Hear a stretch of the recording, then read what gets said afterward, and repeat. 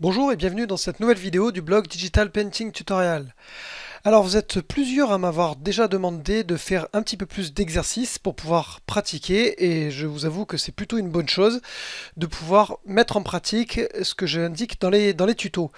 Donc il y a quelque temps j'étais tombé sur un exercice que j'avais trouvé très sympa sur un site qui permettait effectivement de travailler son adresse et son agilité au stylet et à la brush. J'ai également rajouté un deuxième petit exercice, un peu plus court celui-ci, qui permet de travailler un autre exercice en fait au niveau du stylet et notamment au niveau de la pression de votre stylet pour arriver à travailler l'opacité et notamment reconnaître les couleurs. Je vous en dirai un petit peu plus dans la suite. Donc pour ce premier exercice, vous allez voir, surtout si vous débutez en digital painting et que vous faites vos armes avec Photoshop, avec votre tablette, etc., qu'il va falloir régulièrement vous familiariser avec les raccourcis clavier, vérifier ce qu'on fait sur son œuvre, sur son dessin, connaître les raccourcis, connaître les outils, les différents panneaux, les différentes options, etc. Tout ça, ça fait beaucoup d'informations à assimiler en même temps. Et donc là, je vais vous montrer par cet exercice qui est vraiment très ludique, essayer de combiner un petit peu toutes ces techniques que j'ai déjà montrées dans les précédents tutos, notamment au niveau de la brush, au niveau des traits, etc., de l'opacité.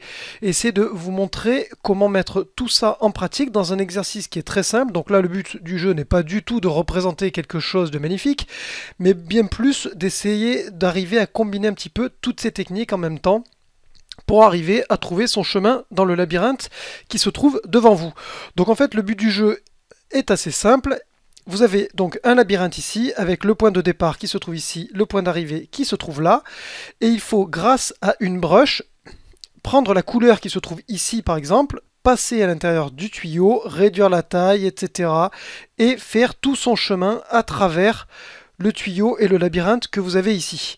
Alors vous allez me demander à quoi servent les traits noirs. C'est tout simplement qu'il suffit à ces endroits-là de venir gommer le trait qui apparaît avec une gomme.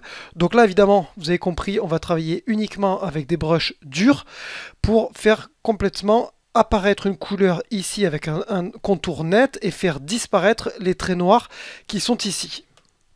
Donc c'est parti, je vous montre très rapidement le fonctionnement. Donc vous avez une couleur ici qu'il faut utiliser, d'accord? Donc je vais utiliser une brush. Je vais passer sur une brush dure, d'accord? Pour être sûr d'avoir un trait bien net. Et je vais m'assurer que la pression a été retirée au niveau de l'opacité, d'accord? Pour avoir un trait complètement opaque. Voilà. Et je vais même enlever également la pression au niveau de la taille. Voilà, ici, comme ça, j'ai vraiment un trait qui est complètement plein. Ensuite, avec la touche Alt, je viens prendre la couleur qui est ici. Je choisis la bonne taille pour la brush. Attention de ne pas mordre la partie noire. Et je viens tracer ici. Et voilà, en appuyant sur la touche Shift pour contraindre mon trait afin qu'il reste droit. Je réduis la taille de la brush, je garde la même couleur. Ici, c'est beaucoup plus l'adresse qu'il va falloir travailler. Essayer de rester voilà, à l'intérieur. Bon, même si on déborde un tout petit peu, c'est pas bien grave. Je viens prendre cette couleur ici. Je descends ici. J'ai un trait droit, donc je contrains avec la touche Shift, etc. Je remonte la taille. Et voilà, vous avez compris le principe. Ça permet donc de travailler votre adresse à la fois au stylet, à la fois avec les raccourcis clavier et voir un petit peu toutes les combines qu'on a pu voir déjà dans les précédents tutos. Donc ici je diminue. Alors là, vous avez le choix effectivement soit de tracer comme ça à main levée, mais évidemment la solution la plus simple, je reviens en arrière, je clique ici, j'appuie sur la touche Shift en même temps, et là j'ai un trait qui est complètement oblique. Je augmente un tout petit peu la taille de mon trait, et je monte ici, je vais ici à droite, voilà, je remonte ici, je réduis la taille un petit peu, ici, voilà, et ici, il faut que je passe sur une gomme. Donc là, même chose, on passe sur une gomme dure. Donc je m'assure d'être bien sur une gomme dure ici. Et j'en profite pour faire comme j'ai fait tout à l'heure, enlever la pression du stylet sur la taille et la pression du stylet sur l'opacité également.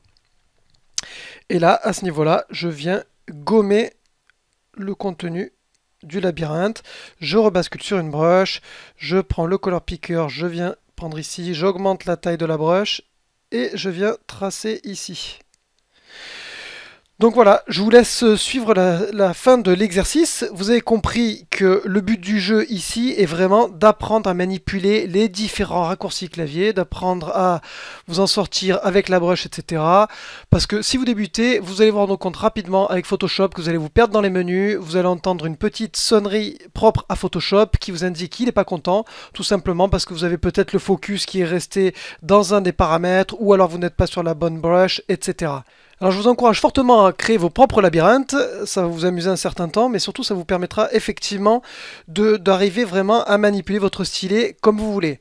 On va passer maintenant au deuxième exercice qui se trouve ici et qui est basé sur la couleur. Alors, à quoi ça correspond? Ici, vous avez une couleur de référence et vous devez mélanger avec cette couleur-là pour obtenir cette couleur-là. Je vous ai simplement remis la tâche ici et donc c'est votre point de départ. Et simplement avec votre stylet et avec la pression que vous allez appliquer, il faut que vous arriviez à mélanger les couleurs pour arriver à ce stade-là. Je vous donne l'exemple avec la première couleur. Donc évidemment, je vous laisserai choisir la brush, mais évidemment, il vaut mieux partir avec une brosse souple. Je vais m'assurer d'avoir remis la pression ici sur l'opacité et la pression sur la taille. Voilà. Je réduis la taille de ma brush. Alors la petite astuce pour contraindre le trait ici au niveau de la sélection, on utilise la baguette magique. Et voilà, donc on a notre trait qui va rester dans cette sélection-là. Je m'assure de revenir sur la brush. Avec le color picker, l'eyedropper, je viens prendre la couleur qui est ici. Et en appuyant très légèrement au niveau de mon opacité, je vais essayer de transformer cette couleur, voilà, avec celle qui est à côté. Alors vous voyez que là, je suis allé beaucoup trop loin, tout simplement parce que j'ai l'opacité qui est à 100%. Donc il vaut mieux, pour travailler ce genre d'exercice, c'est beaucoup mieux de réduire l'opacité. J'appuie sur la touche 5 par exemple, je réduis l'opacité ici à 50 et ensuite je me permets d'agrandir et d'appuyer très légèrement pour avoir beaucoup plus de subtilité dans mon trait et venir appuyer petit à petit. Voilà. Et donc vous pouvez reproduire cet exercice pour l'ensemble des couleurs qui se trouvent en dessous. Voilà, j'espère que ces deux exercices vont vous permettre d'être un petit peu plus à l'aise avec vos raccourcis clavier, de travailler un petit peu votre adresse et votre habileté. Si vous avez des questions, n'hésitez pas à me les poser dans les commentaires ou si vous avez d'autres styles d'exercices qui pourraient profiter à tous. Merci d'avoir regardé cette vidéo et je vous dis à bientôt sur le blog Digital Painting Tutorial.